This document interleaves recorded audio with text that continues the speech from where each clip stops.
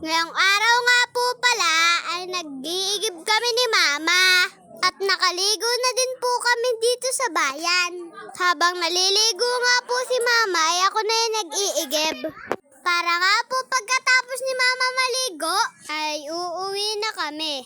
Dahil nga po iniwan namin si Bebe at si Ate. At dahil po puno na ito ay uuwi na kami. Sasakay nga lang po namin ito sa motor.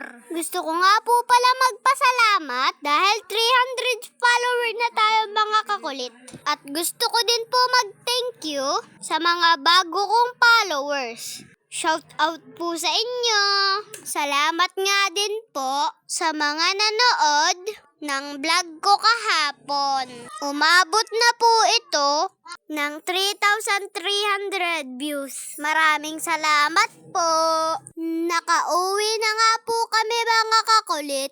Dito nga po ay sinasalin na namin ang inigib namin para po madaling ipasok sa loob. Si Ate naman po ang nagbubuhat papasok sa loob. Dahil nga po ay si Mama ay nagpapadede.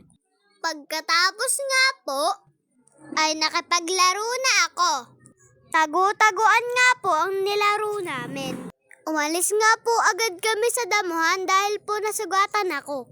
Pagkatapos ko nga po makipaglaro ay papatukain ko na ang manok ni Papa. Kailangan nga po ay malusog ang manok na ito dahil nga po iihawin yung manok na ito sa birthday ko. Chabot!